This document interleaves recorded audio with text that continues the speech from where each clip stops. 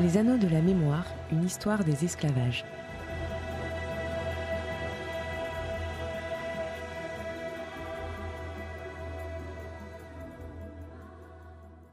Chers auditeurs, bonjour. Cette semaine, nous poursuivons notre discussion avec l'historien Bernard Michon autour de la figure de Guillaume Groult, négociant armateur négrier nantais au XVIIIe siècle.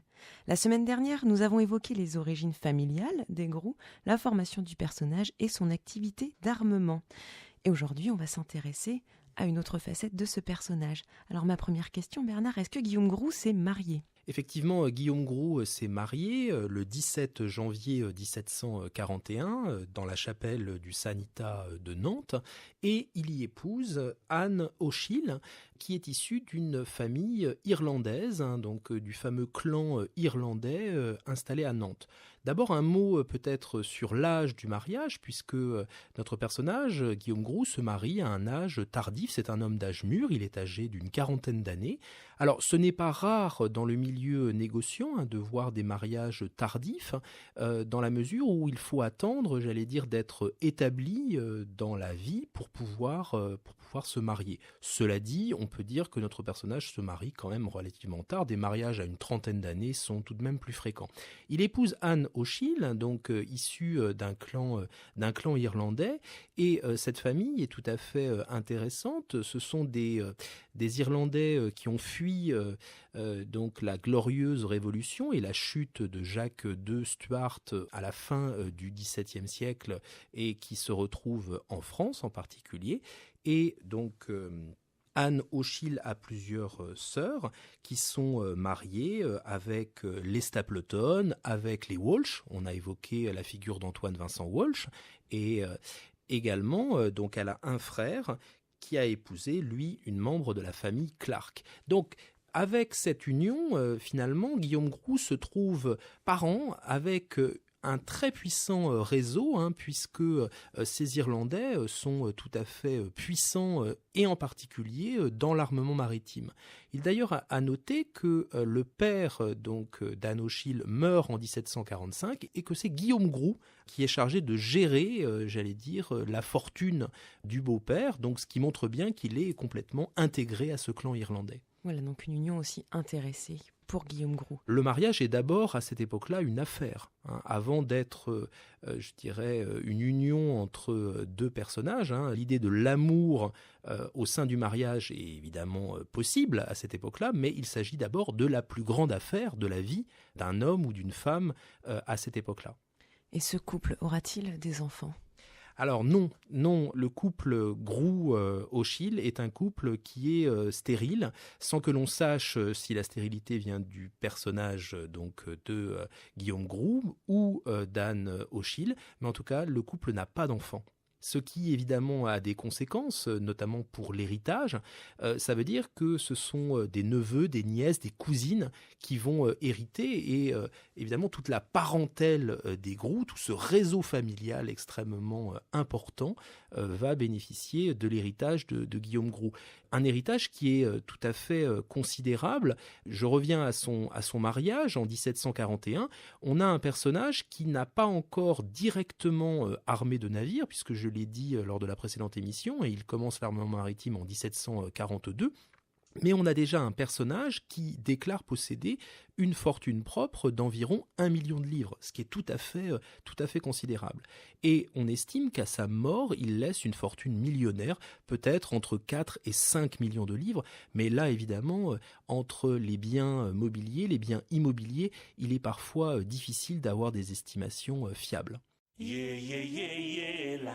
Yeah, yeah, yeah, yeah, la. I know love and you beat them and I know so well what to stand up for. How come you don't know like me what the hell they fighting for? Now the man with the blame bring us further apart, but he do not know you can't rule another's heart. You can't give a love below.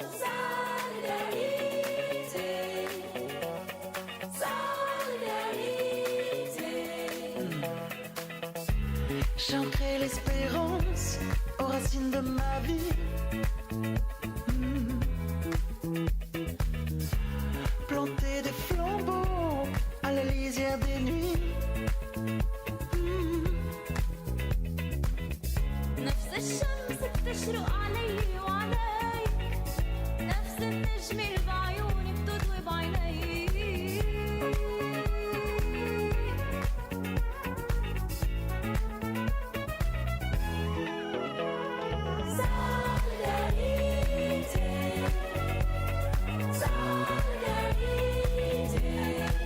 Solidariedade com joia, amizade até sem querer faz com que a bondade se instale sem saber. Com boa vontade vamos estender as mãos, promovendo a união pra poder melhor viver.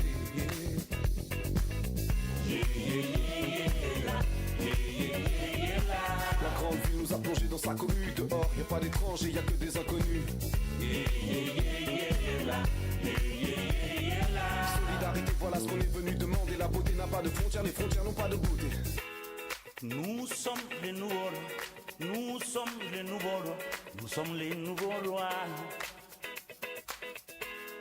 Vous êtes les nouveaux rois, vous êtes les nouveaux rois, vous êtes les nouveaux rois.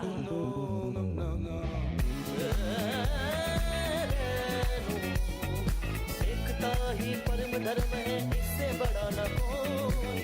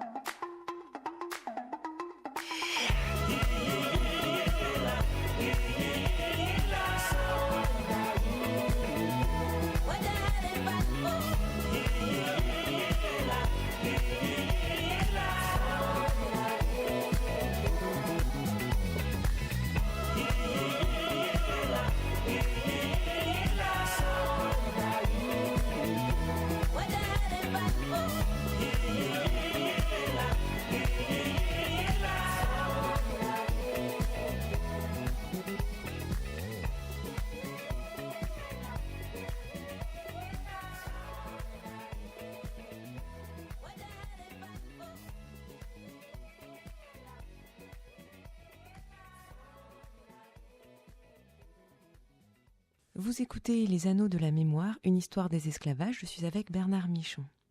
Alors je reviens sur Guillaume Groult et son héritage qu'il a laissé à Nantes. Outre la rue Guillaume Groult, donc qu'on a évoqué dans l'émission précédente, un autre lieu de la ville de Nantes rappelle le personnage.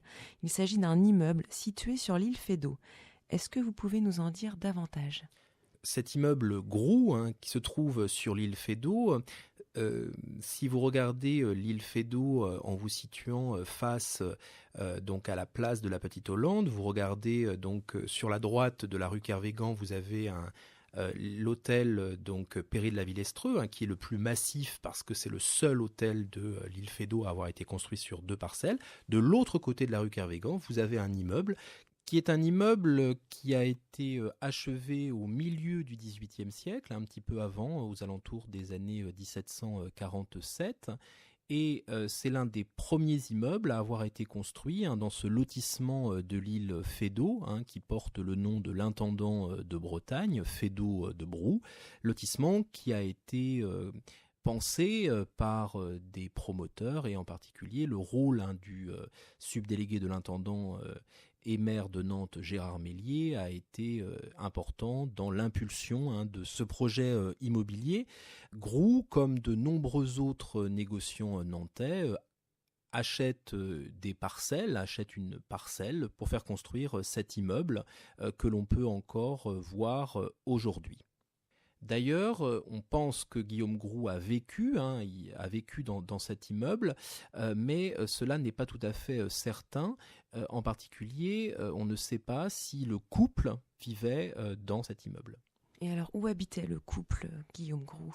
Alors, Guillaume Groult disposait de plusieurs logements à l'intérieur de la ville de Nantes, plusieurs logements et également, je le signale, ce qu'on appelle une folie. C'est-à-dire un château construit à la campagne. Du côté de Château-Thébault, c'est le château de la Placelière. Et ce château, il est également utilisé, ce nom de la Placelière est également utilisé pour des navires de Guillaume Groux qui s'appelle La Placelière. Alors, la veuve de Guillaume Groux vit quai Brancas dans un appartement. Il est également à noter que Guillaume Groux loge certaines de ses sœurs sur le quai de la Fosse. Donc, il possède de nombreux biens immobiliers dans la ville de Nantes. Vous avez parlé, Bernard Michon, du décès de Guillaume Groux. Est-ce que vous pouvez nous dire quand décède-t-il ? Guillaume Groux meurt le 28 novembre 1774.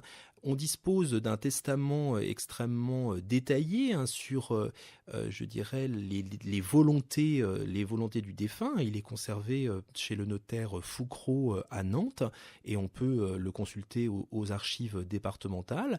En revanche, à la mort de Guillaume Groux, il n'est pas procédé à un inventaire comme ça peut être le cas pour plusieurs autres personnages, pour plusieurs autres négociants, ce qui nous empêche par exemple d'avoir, et Jean Meyer le regrettait dans les articles que j'ai cités lors de l'émission précédente, l'historien Jean Meyer regrettait qu'on ne dispose pas par exemple de l'inventaire de sa bibliothèque. Ça aurait pu être tout à fait intéressant pour les historiens de savoir de quel livre le personnage disposait. On peut estimer que sa veuve, qui d'ailleurs poursuit ses activités commerciales pendant relativement longtemps, a sans doute intercédé, a sans doute empêché un véritable inventaire de ses biens au moment de sa disparition. Ce que l'on sait par son testament, c'est qu'il fait des legs tout à fait importants, à des associations religieuses, à des associations, on dirait aujourd'hui, caritatives. Et parmi les dons qu'il opère, il opère donc un don de 200 000 livres, qui est une somme considérable, qui doit être employé à la construction du fameux hospice pour les orphelins que nous avons évoqué dans l'émission précédente. Une légende tenace reste accolée à la sépulture du personnage. On en avait parlé l'année dernière avec l'historien Jean Breteau. Qu'en est-il de cette légende ? Est-ce que vous pouvez nous en reparler ? Tout à fait.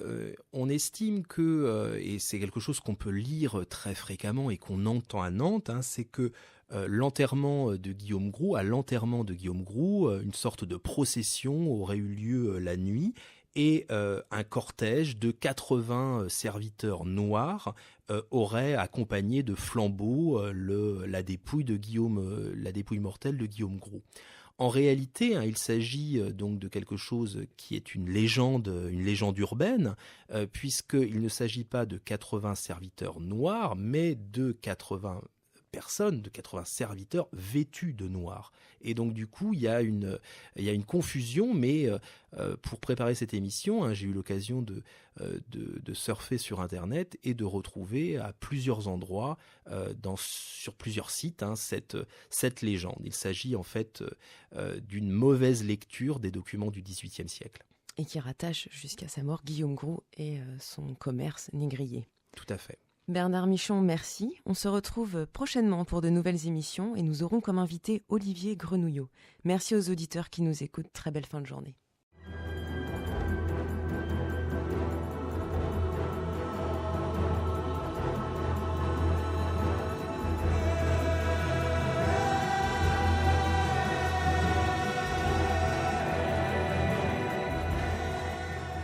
C'était Les Anneaux de la Mémoire, une histoire des esclavages. Cette émission vous a été présentée par Barbara Chiron de l'association Les Anneaux de la Mémoire, avec à la technique José Pasquale.